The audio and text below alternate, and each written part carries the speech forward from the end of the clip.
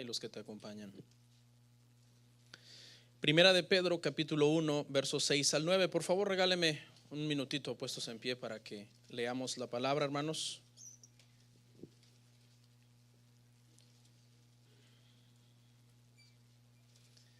Primera de Pedro, capítulo 1, versos 6 al 9. ¿Lo consiguió, hermano? Rogamos a toda la gente que se siente, si hay gente ahí atrás, ahí los servidores, por favor, ubiquémonos para sentarnos acá. Amén.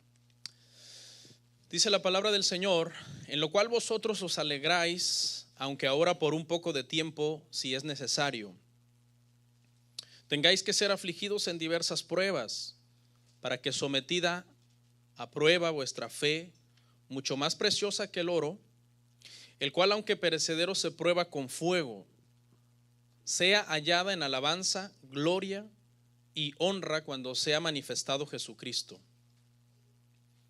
a quienes amáis sin haberle visto, a quien amáis sin haberle visto, en quien creyendo, aunque ahora no lo veáis, os alegráis con gozo inefable y glorioso, obteniendo el fin de vuestra fe, que es la salvación de vuestras almas. Vamos a orar.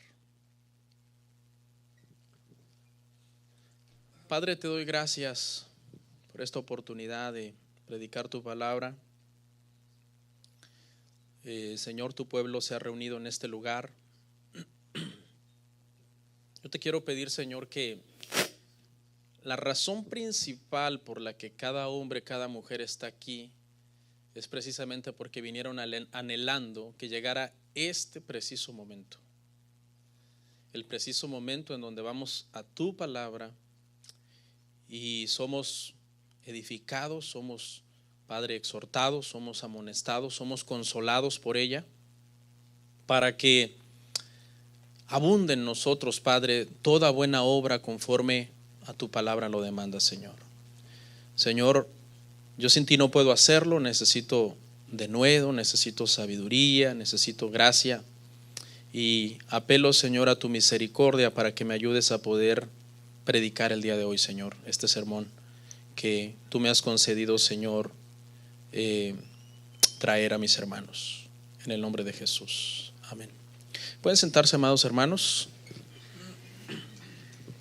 Como todos saben, en enero estamos viendo esta serie que se titula, hermanos, Entendiendo el Sufrimiento. Y el propósito, hermanos, no es que sea un tema que nos trae ansiedad, ni que nos traiga sufrimiento. No, el propósito es precisamente que entendamos el sufrimiento. Tenía yo el dilema si darlo en 3 temas o 4 temas, porque yo digo, ¿será que si les doy 4 se van a cansar? Pastor, ya entendimos, los cristianos sufrimos a veces, ya basta. Pero no, decidí hacerlo en 4 temas, porque en cada uno de los 4 quiero como target un punto específico del sufrimiento, y considero que esos 4 son de los que más pudieran afectar nuestra vida como creyentes. Si hablamos en primer lugar afrontando la enfermedad, ¿verdad? Que el propósito de ese tema era que trajera consuelo a los enfermos y que nos diera también el entendimiento de que nos vamos a enfermar en un futuro si no morimos trágicamente. Y en el tema número 2, la semana pasada, hermanos, hablamos acerca de afrontando las malas noticias, ¿verdad? Y dijimos que las malas noticias vendrán, tarde o temprano vendrán. Es imposible que en nuestro lifetime, en nuestro tiempo de vida, nunca recibamos una mala noticia. Eso es algo imposible, así que más vale preparar nuestro corazón, quitarnos el falso sentido de invulnerabilidad, de eso le pasa a fulano, a sutano, pero a mí no, y ser conscientes de que estamos en un mundo caído en donde nuestro cuerpo está sujeto a todas las leyes de la naturaleza y cualquier cosa mala nos puede suceder en un momento. El día de hoy vamos a hablar con el tema afrontando el dolor. ¿Okay? Será el tema número 3, y el propósito, hermanos, es que este tema traiga aliento a nuestros corazones. Amén. El pasaje que leí, el texto que me interesa es el 6. Si usted lo puede marcar, márquelo, no es pecado marcar la Biblia. El verso que me interesa es el verso 6, en donde nuestra fe es comparada con cómo es probado el oro. Habla de que las diferentes aflicciones y tribulaciones en la vida del creyente permiten que de la misma forma que el oro es probado para ¿verdad? Limpiarlo de toda la escoria que trae cuando está mezclado con los demás materiales. De esa misma forma también dice que nuestra fe será probada. Ahora quiero hacer una aclaración. Cuando nosotros nacemos de nuevo es porque el Señor nos ha dado fe para salvación, porque sin fe es imposible agradar a Dios y la fe es un don de Dios. Por eso nadie se podrá gloriar de haber llegado al cielo, porque lo hizo por medio de un regalo que Dios le dio. ¿Ok? Pero nuestra fe es probada en nuestra vida cristiana para que nosotros maduremos y nos parezcamos más al Señor. Ya no para salvación, ya somos salvos en el Señor. La salvación se obtiene una sola vez. Amén. Y se obtiene como un regalo. Pero el Señor está interesado en que nuestra fe, en el sentido del testimonio cristiano que nosotros damos, alcance mayor nivel de perfección. Le pongo un ejemplo. Cuando Abraham creyó a Dios, le fue contado por justicia, y esa fe en Abraham fue suficiente para salvación. Abraham ya no tenía el problema de que todavía le faltaba completar su salvación. No, desde el momento en que él creyó fue salvo. Eso está en Génesis capítulo 15. Pero la prueba de su fe que viene en Génesis capítulo 22, cuando el Señor le dice sacrifica a Isaac, ya no es una prueba para ver si va a salvarse o no va a salvarse, porque Abraham ya es salvo. La prueba en este caso es para ver qué había en el corazón de Abraham. Dios quería sacar a relucir, que saliera a la luz lo que había en el corazón de Abraham. Amén. Entonces, en el proceso del oro nosotros podemos ver cómo también, así como el oro es procesado, también nuestra fe es procesada. Usted sabe que el oro, hermano, pasa por un proceso de fundición, por un proceso de limpieza para poder ser purificado y para poder ser más genuino, y entre más puro es de mayor valor. Después de que se purifica, pasa por un momento de enfriamiento y luego por un momento de golpeo, y ese golpeo pretende que de esa pieza de oro se forme una obra de arte, algo que tenga un valor, que produzca un anhelo en alguien que lo quiera tener. Nosotros como cristianos, hermanos, de igual manera pasamos por el horno del Señor. Nuestra fe pasa por el horno de la aflicción. Y pasamos por un momento de fundición, donde el Señor lo que quiere es que por medio de esa fundición la escoria que todavía quizás hay en nosotros del mundo se vaya quitando. ¿Ok? Porque le voy a enseñar algo, hermano. En la conversión el alma es redimida para salvación completamente, pero hay cosas que tienen que ser depuradas hasta que muramos. Por eso es que vamos a morir en un proceso de santificación. Por ejemplo, un cristiano que ya es salvo todavía tiene luchas y batallas en su mente y en su alma. Todavía tiene recuerdos que le pueden atormentar, o todavía puede tener inseguridades, y puede ser que en una área de pecado esté débil, porque cuando no era cristiano creó una especie de adicción a ese pecado. Era demasiado mentiroso este hermano, demasiado chismosito, no mira a nadie. Y ese era su estilo de vida antes de venir al Señor. Y cuando viene y se convierte y el Señor le salva, el Señor no le dice: hey, te voy a salvar, pero primero deja el chisme. No, el Señor lo salva por gracia. Sigue siendo cristiano, pero en el mundo era muy chismoso, muy comunicativo, tenía el don de la comunicación. Y ahora el Señor tiene que ir procesando eso en la vida de esta persona. En nuestro proceso de fundición y de golpeo, el Señor nos hace más puros, nos hace más fuertes, nos hace más sensibles a su voz. ¿Por qué? Porque eso nos va purificando, nos va haciendo más aceptos ante los ojos del Señor. El oro es un metal hermoso, es uno de los metales más preciados que hay en la tabla de los elementos químicos. La palabra oro viene del latín aurum y significa brillante amanecer. Es un metal que inspira esa esperanza, un brillante amanecer. Y una de las cualidades, el oro tiene varias cualidades, pero le quiero hablar de dos, es que el oro puro es muy maleable. Es una propiedad de este metal. La maleabilidad significa que con el oro se pueden hacer delgadas láminas por medio de un proceso de golpeo. También se pueden hacer delgados y largos hilos. Esa maleabilidad hace que no se descomponga molecularmente cuando está siendo golpeado, porque está tan puro que es puro oro, y eso produce que si es sometido al martillo, si es sometido a una plancha, esa unidad molecular tiene una consistencia que no permite que rápido se rompa. Amén. Y ese proceso, hermano, en nosotros los cristianos es bien importante, porque nosotros también pasamos por ese proceso de golpeo en nuestro cristianismo. A veces suceden cosas malas en nuestra vida, y entre más las intenciones de nuestro corazón han sido purificadas en el Señor, más nosotros vamos a aguantar y a mantenernos coherentes en el cristianismo que profesamos. O sea, es bien difícil que un cristiano que es metido al horno del Señor, a la fundición y al golpeo del martillo del Señor, cualquier cosa lo derrumbe. Es difícil. Se necesita una serie de cosas y situaciones, como Job, prácticamente, que aún quebrantado y destruido por lo que había pasado, le seguía dando la gloria al Señor. Entonces, la maleabilidad, hermano, es necesaria en nosotros. El Señor es el joyero, nosotros somos el oro. De repente nos mete al horno, nos empieza a dar con el martillo. Necesitamos que en las manos de este joyero precioso lleguemos a hacer la obra que Él quiere hacer en nosotros. Lamentablemente hay cristianos que son de lata, una lata vieja. La patea uno en la calle, ¿verdad? Cuando ves una lata, un alambre recocido. El menor golpe, tú agarras un alambre recocido de 1/8 de diámetro y le das un martillazo y rapidito se parte, porque no tiene esa composición molecular, no es un metal precioso.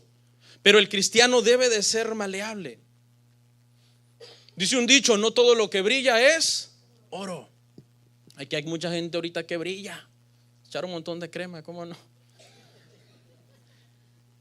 Yo tengo un dicho: no todo lo que es dorado es de oro, ni todo lo que es plateado es de plata, ni todo el que dice ser cristiano es cristiano.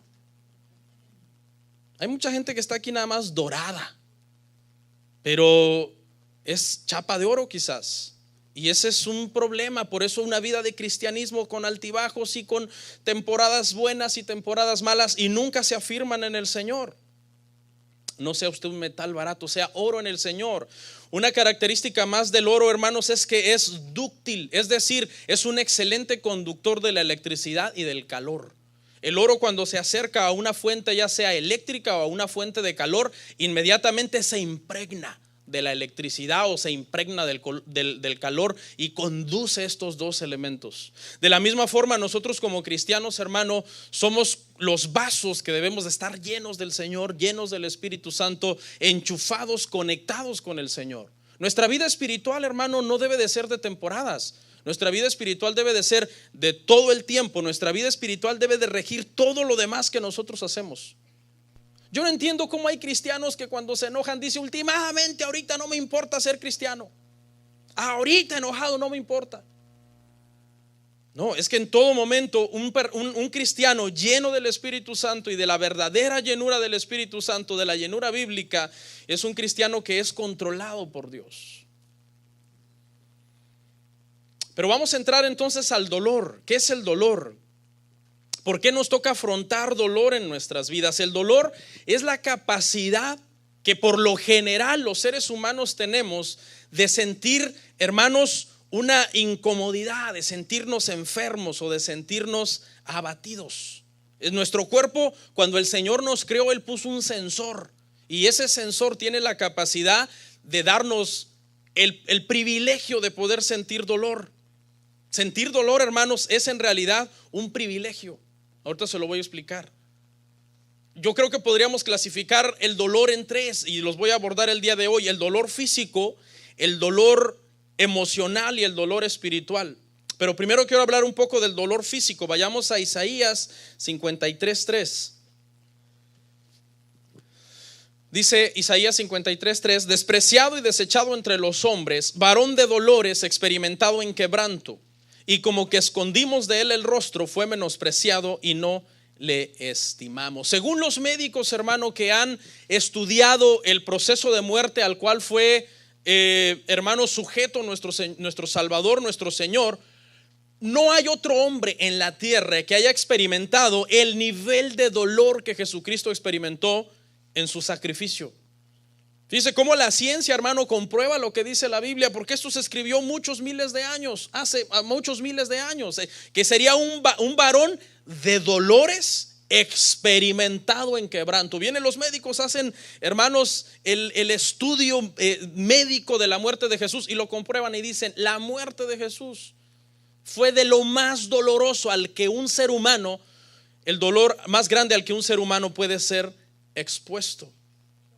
Dios eligió, escuche, el dolor físico en la persona de Jesucristo para que por medio de ese dolor físico que lo llevó a la muerte, nosotros fuéramos redimidos.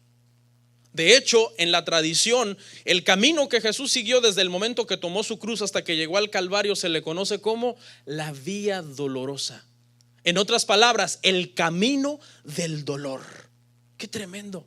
Cada vez que tú experimentas un dolor en alguna parte de tu cuerpo, llámese como se llame, en los huesos, en los músculos, en el cerebro, en el estómago, en los pies, Jesús ya estuvo ahí.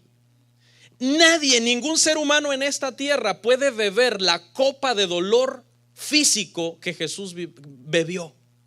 Nosotros, cuando llegamos a un dolor, simplemente llegamos a un punto en donde Jesús ya pasó por ahí. Por eso Él nos comprende a la perfección en ese sentido. ¿Alguien de ustedes sabe qué es el síndrome de Riley-Day? No se preocupe si no lo sabe. Yo tampoco lo sabía. Hasta hace unos días que estuve investigando y he estado estudiando para preparar esta serie. Y es una enfermedad bien rara. Y quiero explicárselo porque me parece que ilustra una verdad importante sobre el tema que estamos hablando. Este es una insensibilidad congénita al dolor. Y algunas personas, algunos niños nacen con esta enfermedad. Es decir, tienen la capacidad de no sentir dolor. Y cualquiera de ustedes diría: uy, qué enfermedad tan bonita. Yo la quisiera sentir, yo la quisiera tener, esa enfermedad de no tener dolor. ¿Por qué? Porque no nos gusta el dolor. ¿A quién le gusta el dolor? A nadie nos gusta el dolor. El dolor es algo que inmediatamente los niños desde que nacen empiezan a llorar porque quizás tienen hipo y les duele el estómago y ahí están las mamás sacándole, tiene cólicos. Desde niño nosotros comenzamos a tener una mala experiencia con el dolor y en el tiempo de nuestra vida vamos aprendiendo que no nos gusta el dolor. Esa es la razón por la que hay mucha gente que inmediatamente siente un síntoma de gripa, corre a la farmacia. Una pastilla que me anestesia el goteo nasal. Un jarabe que me deje dormir toda la noche porque yo no quiero estar despertando y no puedo tragar. ¿Sí o no?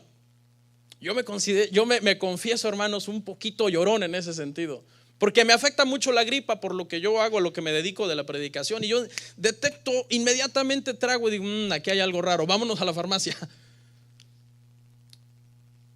Esa es la razón por la que usted, cuando viene agosto y septiembre y siente que el clima bajó, vámonos a comprar chamarras. Yo no quiero andar sufriendo frío. No nos gusta sufrir, nos gusta estar cómodos.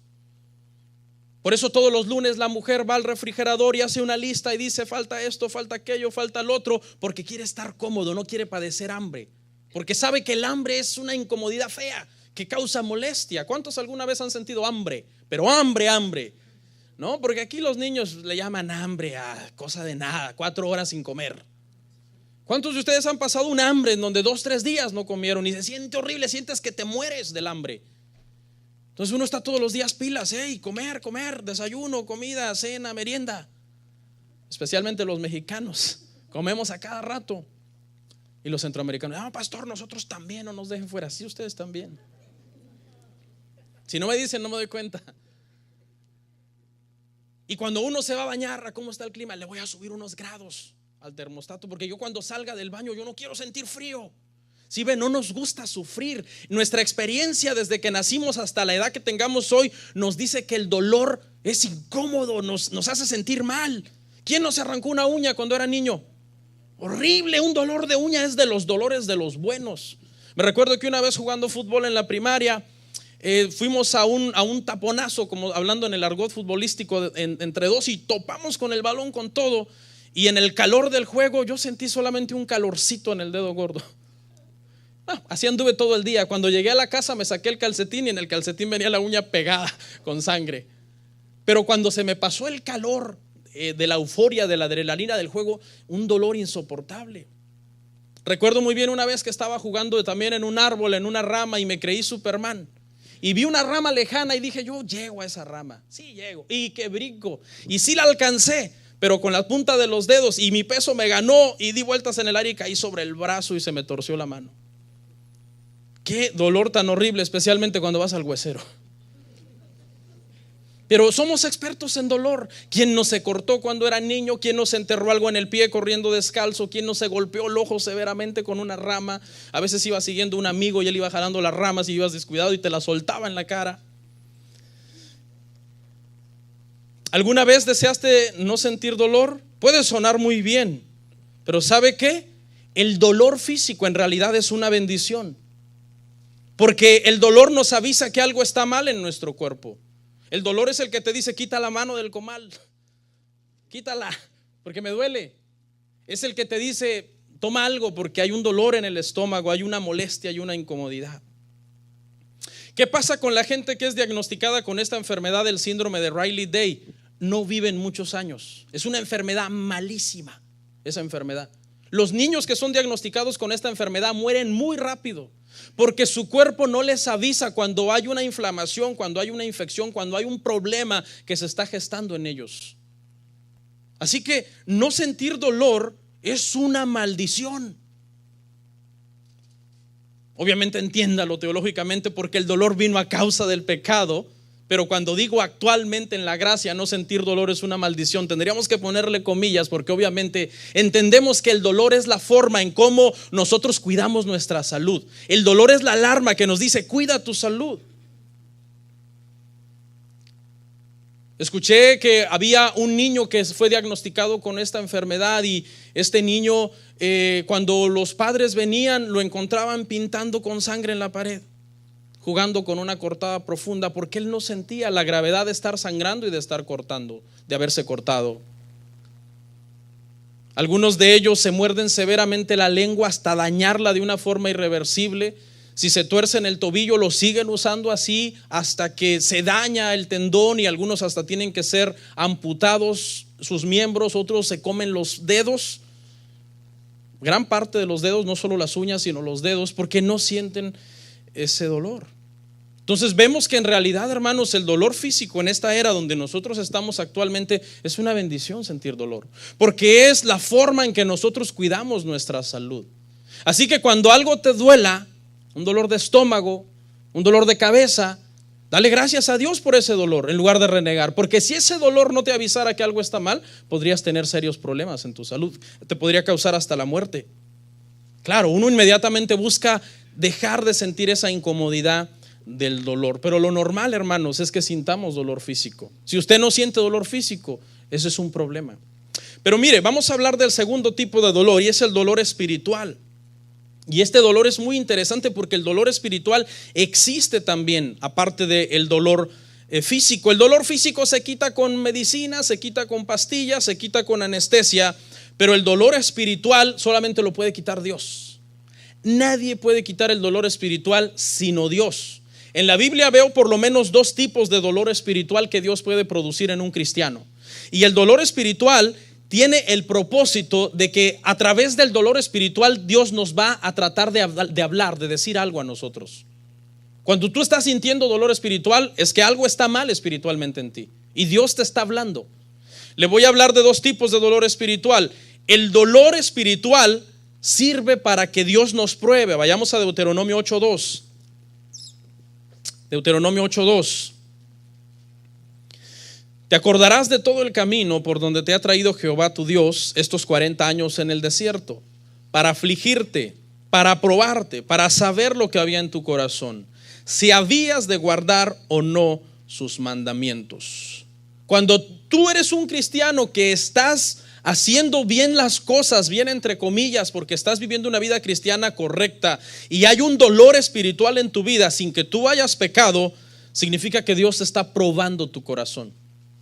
Eso es lo que va a determinar qué tan cristiano eres tú. Israel Estuvo 40 años en el desierto, estuvieron 40 años dando vueltas, porque cuando el Señor los probaba para ver qué había en su corazón, salía de ellos murmuración, salía de ellos duda, salía de ellos, hermano, pecado.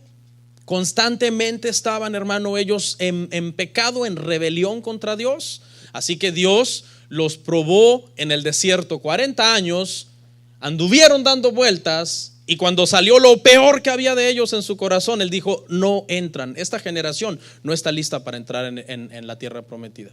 Solamente 2 hombres de la primera generación entraron, Josué y Caleb. Y los demás, ¿qué pasó? Reprobaron. El Señor los probó espiritualmente, los hizo padecer hambre y murmuraron, tuvieron sed y murmuraron.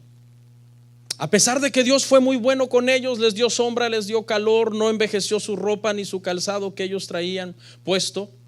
Les mostró su misericordia abriendo el mar rojo delante de ellos. Sin embargo, ellos no pasaron la prueba.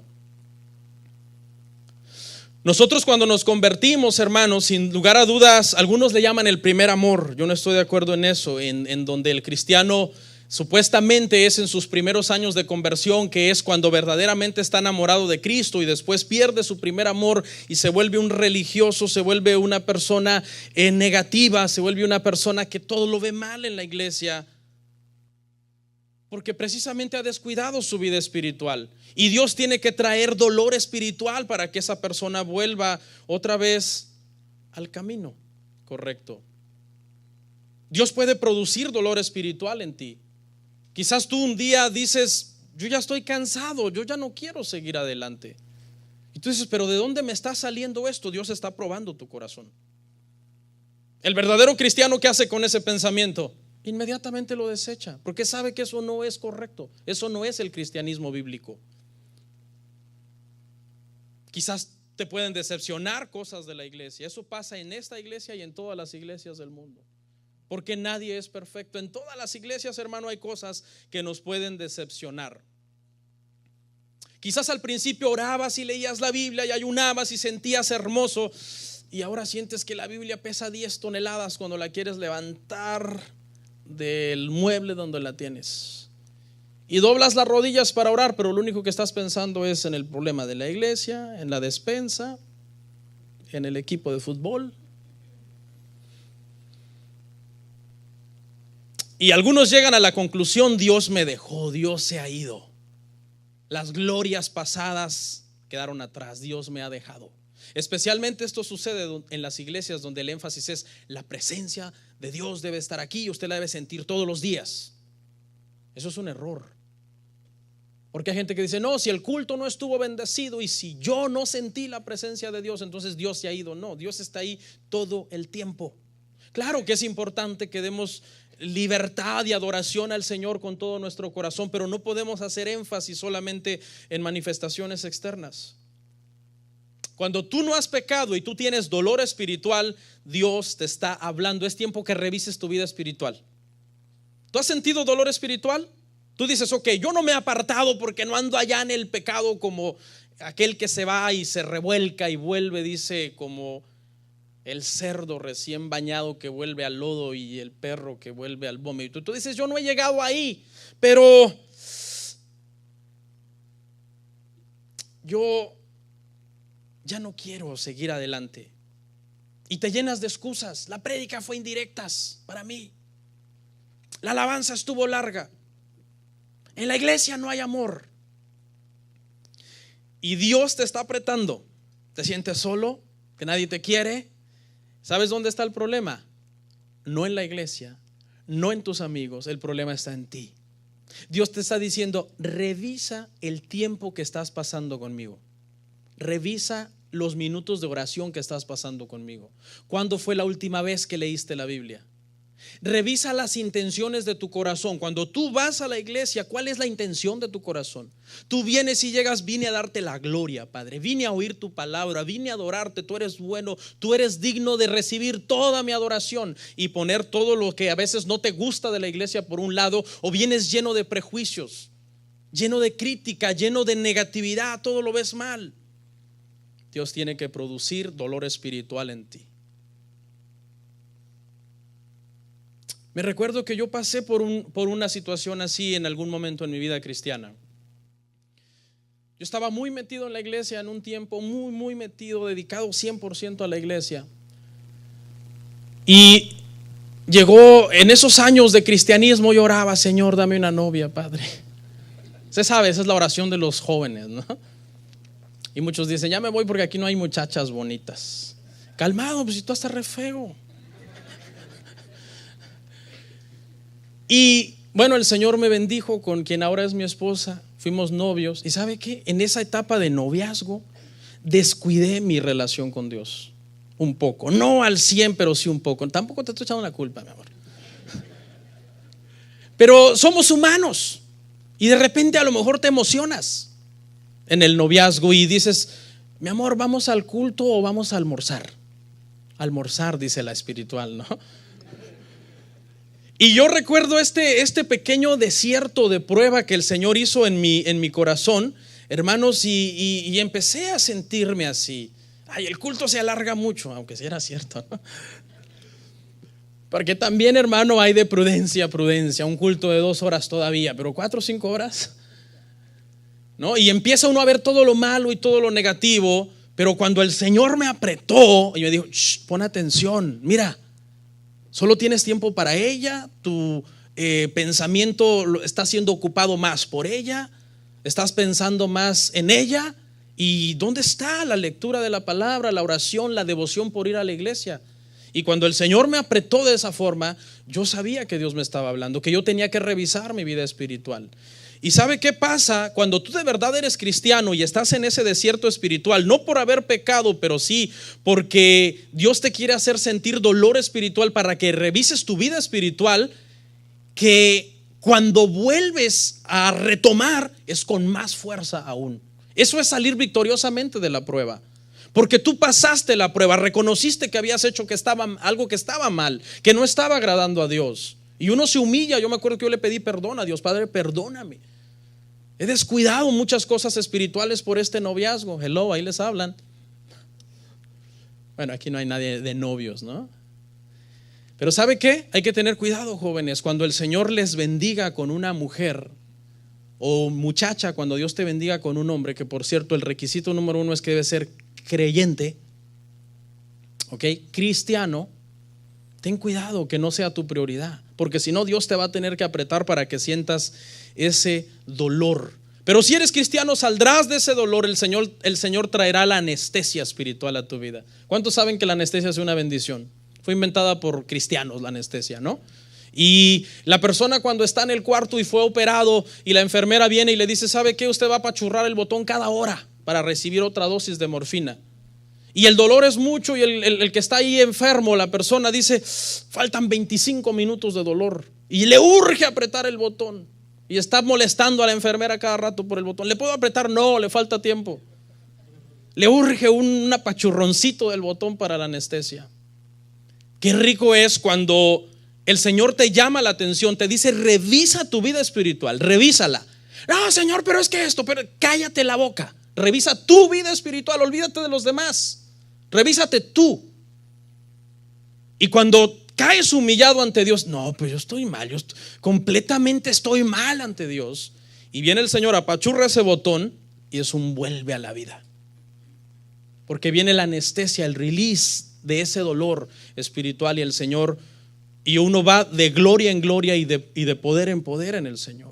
Y te aseguro que la etapa que viene será todavía mejor en ese sentido espiritualmente. Pero también el dolor espiritual, hermanos, sirve para purificarnos del pecado. Salmo 32, 3 al 5. Salmo 32, 3 al 5, hermanos.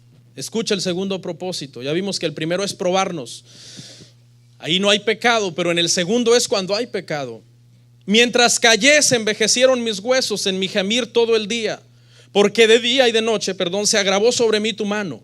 Se volvió mi verdor en sequedades de verano. Selah, mi pecado te declaré y no encubrí mi iniquidad. Dije: confesaré mis transgresiones a Jehová, y tú perdonaste la maldad de mi pecado. ¿Se acuerda cuando David pecó? El pecado es rico a la carne. Betsabé era una modelo. Y yo le aseguro que cuando David estaba con ella, David decía: qué mujer tan bella, qué mujer tan hermosa, qué placer me produce estar con ella. Pero ¿sabe qué? El pecado siempre pasa una factura con altos intereses.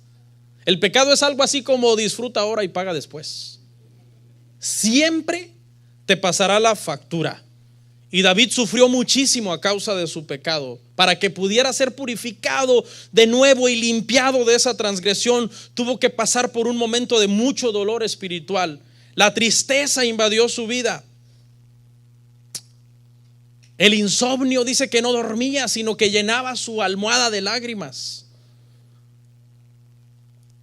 El pecado es algo horrible. El pecado produce un dolor espiritual que el único que lo puede quitar es Dios. Algunas veces he pecado. ¿Usted no? Porque me miran así como. No estoy hablando de pecados como para disciplinarme o para disciplinarle a usted por los pecados que usted hace todos los días. Pero un enojo más allá de lo normal con mis hijos lo he tenido y he sentido que he pecado. Una discusión más acalorada de lo normal con mi esposa la he tenido y he sentido que he pecado. Un pensamiento malsano lo he tenido y he sentido que he pecado. Y la regañada, entre comillas, del Espíritu Santo es fuerte. Es fuerte. Yo no entiendo cómo hay gente que puede todavía llegar más allá de pecados todavía más groseros y decir: yo estoy bien, yo no hice nada. Es tremendo. Vamos al Proverbio 3, 7, 8. No seas sabio en tu propia opinión, teme a Jehová y apártate del mal. ¿Por qué? Porque cuando tú te apartes del mal, será medicina a tu cuerpo y refrigerio para tus huesos. ¿Te deleitas en el pecado? ¿Haces constantemente el pecado? Esa es la respuesta de tu dolor. Ese dolor espiritual que tú sientes, que Dios se ha ido. No se ha ido, pero tú sientes que se ha ido. No siento nada en la iglesia. Pues ¿cómo vas a sentir algo en la iglesia si tienes un problema con la pornografía? Tienes un problema con el alcohol. Tienes un problema con el chisme. Tienes un problema con que eres una persona que habla y es imprudente y peca constantemente. Claro que la iglesia no te va a gustar y te van a caer malos espirituales, por supuesto. ¿Por qué la iglesia no nos gusta, hermanos? A algunos. ¿Por qué sí nos gusta un buen partido de fútbol, una buena carne asada entre amigos? ¿Sabe que una de las cosas que caracterizó a los cristianos del primer siglo, hermano, fue que ellos amaban estar juntos adorando a Dios? De hecho, Jesús dijo que esa era una marca de nuestra unidad que haría que las demás personas vinieran al conocimiento de su palabra. El pecado amarga tu corazón. Todo lo vas a ver mal acá en la iglesia. Pero ¿sabes qué? Hay una cura y es el arrepentimiento. Y el arrepentimiento es la medicina para ser liberado de ese pecado espiritual. Y por último vamos a ver el dolor del alma, el cual hay que entregarlo a Dios. Salmo 103, 2 al 5. El Salmo 103 del 2 al 5 dice: bendice alma mía Jehová y no olvides ninguno de sus beneficios. Él es quien te perdona, Él es quien perdona todas tus iniquidades, el que sana todas tus dolencias, el que rescata del hoyo tu vida, el que te corona de favores y misericordias, el que sacia de bien tu boca, de modo que te rejuvenezcas como el águila. ¿Puede un cristiano tener su alma turbada y dolorida? Algunos dicen que no, porque algunos entienden que esto es depresión, ¿no? Y dicen, los que son demasiado legalistas dicen que un cristiano no se puede deprimir porque la depresión es un demonio y por lo tanto ¿cómo es posible que un cristiano esté deprimido? Sin embargo, los estudios han demostrado, hermanos, que aún en la Biblia hubo personas que pasaron por fases de depresión. Un cristiano se puede deprimir porque tenemos un alma, ¿ok? No me quiero meter ahí en ese tema del alma porque es un tema complejo, pero esa palabra para alma, la palabra hebrea nefesh, significa criatura que respira. Fíjese que cuando usted respira, es el alma que está dentro de usted respirando. El cuerpo es solamente un medio. Cuando usted se mira al espejo, usted no es ese que está viendo ahí. El alma está detrás, dentro de usted. Y en esa alma hay conflictos, hay luchas. Porque es donde está el intelecto, está nuestra voluntad, están aún los recuerdos que nos pueden lastimar antes de venir a Cristo. Hay recuerdos. Cuando nosotros nos convertimos al Señor, es perdonado nuestro pecado, pero el disco duro no es reseteado. Todavía tenemos recuerdos de la niñez, recuerdos de cosas que nos pasaron antes. Y hay una lucha entre el alma, el espíritu, la carne, ¿verdad? Que nos puede crear un conflicto de depresión. Nos crea también un conflicto de rebeldía en el alma. El alma algunas veces se rebela, no quiere adorar a Dios. Nos puede producir un poco también de falta de paz. Mire lo que dijo David en el Salmo 42:11. Dice: ¿por qué te abates, oh alma mía? ¿Y por qué te turbas dentro de mí? Espera en Dios, porque aún he de alabarle, salvación mía y Dios mío. Es normal si tenemos una lucha en nuestra alma, porque todavía somos humanos. Quizá te confunde algún problema que Dios permitió que pasaras y tú dices: Señor, ¿por qué?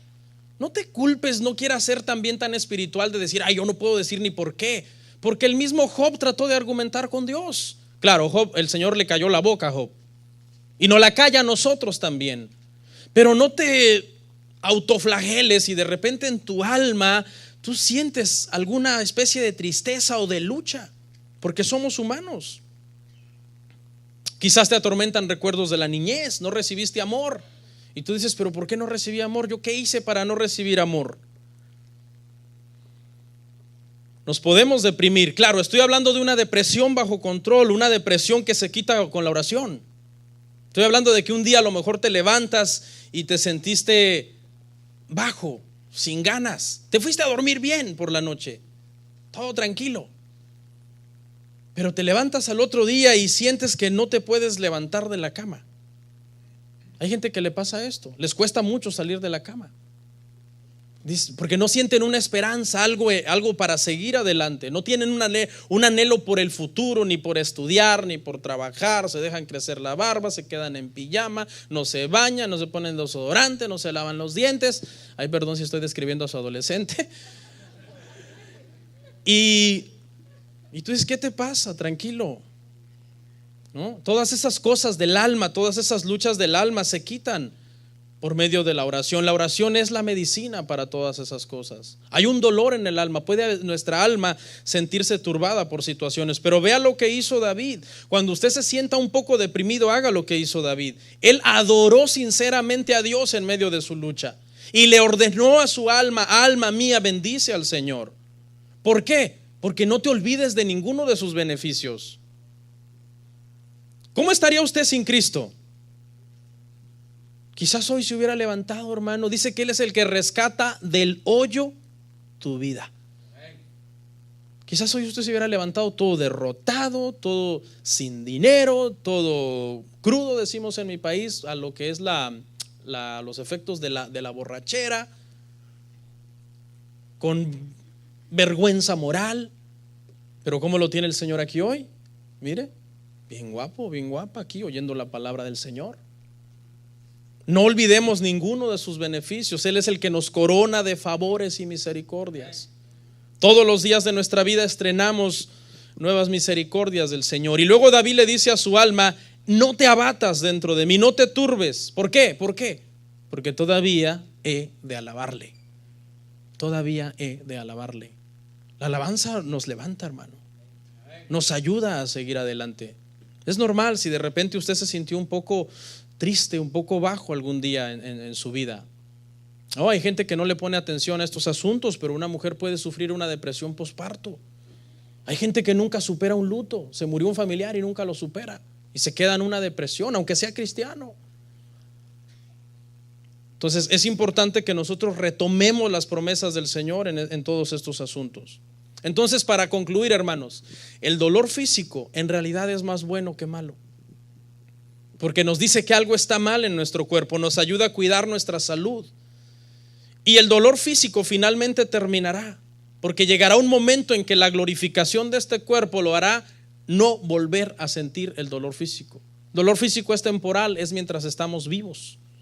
Pero en nuestro cuerpo glorificado el dolor físico desaparecerá. Vea que hay una redención para nuestro cuerpo. Igual en lo espiritual. El dolor espiritual es bueno. Pecaste, bueno, que el Señor te dé duro para que te arrepientas, que te duela. Está bien que te duela. Llora, arrodíllate, enciérrate en tu cuarto y llora, pide perdón. Señor, ayúdame. Estoy batallando con este pecado que me cuesta dejarlo. O te encierras en tu cuarto y no entiendes por qué, Señor, si yo estoy tratando de hacer bien las cosas, a pesar de todo ahí sigo yendo a la iglesia aunque sea a dormirme. Entonces el Señor te está diciendo: revisa tu vida espiritual, revísala. Algo está mal en ti. Ya no vas con el corazón que tendrías que ir a la iglesia. Vas con un corazón lleno de prejuicios. Nunca se llene de prejuicios, especialmente contra uno de predicador, hermano. Nunca se deje llevar por lo que usted oye. No, que el pastor esto, que el pastor aquello, porque todo lo que yo hablé aquí hoy, si usted vino con un prejuicio contra mí, no sirvió de nada, porque usted está pensando en lo que alguien le dijo de mí.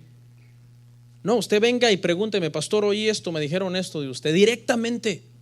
Dice la Biblia: hablad cada uno de vosotros la verdad con vuestros prójimos. Y finalmente el dolor del alma, hermano. El alma finalmente obtendrá su redención final. ¿Sabe cuándo? Cuando usted muera. El alma saldrá del cuerpo y obtendrá la redención final. Vamos a nuestra última cita, Apocalipsis 21:4. Enjugará Dios toda lágrima de los ojos de ellos, y ya no habrá muerte, ni habrá más llanto, ni clamor, ni dolor, porque las primeras cosas pasaron. No importa que el tipo de dolor que estamos sintiendo, si es físico, si es espiritual, si es algo del alma, algo en nuestra humanidad. A final de cuentas, en todos esos aspectos Dios tiene la medicina. Dios tiene la anestesia. Vivimos en un sistema caído en medio del cual nosotros sucumbimos ante el dolor, ante situaciones. Hace unos días me parece que les conté que yo, cuando me convertí al Señor, yo padecía un dolor agudo, profundo en el estómago. No sé en qué parte, porque no soy experto, no sé si era el hígado, si era el vaso, si era el intestino, no sé. Pero yo recuerdo que recién convertido en una reunión, yo oré al Señor y le dije: Señor, pues aquí dicen que tú sanas, sáname. Yo creo que tú me puedes sanar. Eso fue, hermanos, en el 2002. Ese dolor me daba constantemente, cada 3 meses, cada 4 meses, cada 6 meses. Así venía yo arrastrando ese dolor desde la niñez. Pues desapareció el dolor desde el 2002 para acá. O sea, Dios nos puede sanar en una forma milagrosa e instantánea de un dolor físico, pero si no lo hace, a Él sea la gloria. Y si el dolor es espiritual, revisa tu vida.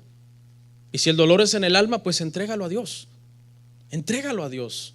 Un cristiano, hermano, no puede ser dominado completamente por sus emociones, porque nuestras emociones tienen que estar cimentadas ¿sobre qué? Sobre nuestra espiritualidad. ¿Estás ansioso? Ora. ¿Tienes insomnio? Ora. ¿Te sientes desesperado y con temor por el futuro? Lee la palabra. ¿Sabe qué parte, hermano, de nuestra desesperación por el futuro es porque nosotros somos temporales? Nosotros somos seres temporales. Y lo temporal da miedo, ¿sí o no? Lo temporal da miedo, porque nosotros estamos por un lapso de tiempo limitado en esta tierra. Todos aquí vamos a morir. En 100 años, ninguno de ustedes va a estar vivo. Ni yo, por supuesto. Ni modo que oficiando los funerales de todos, ¿no? No, en 100 años ninguno de aquí va a estar vivo. Ninguno. Voltea a ver a su alrededor. Ese cuerpo de esa persona que está ahí junto a usted va a estar bien descompuesto ya. Si acaso el fémur se va a hallar ahí en la tumba. Sus bisnietos quizás lo van a recordar, para bien o para mal, depende de qué haga usted ahí con la familia. Pero la temporalidad nos da miedo. Pero ¿sabe qué? Llegaremos a un momento en donde todo será eterno. Eterno. Y ya no habrá más dolor, ya no habrá más llanto. Pero para eso tenemos que morir. El problema es que los cristianos somos bipolares. Nos urge, queremos ver a Cristo, pero no nos urge morirnos. Decimos: no, sí quiero ver al Señor, pero no ahorita. Porque es parte de nuestra humanidad, aferrarnos a la vida, ¿verdad? Nos da miedo la muerte, nos da miedo ese proceso de abandonar el cuerpo. Pero aquí dice, y lo leo una vez más: enjugará Dios toda lágrima de los ojos de ellos. Ya no habrá muerte, ni habrá más llanto, ni clamor, ni dolor, porque las primeras cosas pasaron. Hay cosas que nos producen dolor, lágrimas, clamor, pero todo eso es ¿qué? Temporal. Y estamos camino a lo eterno. Vamos a orar en esta mañana.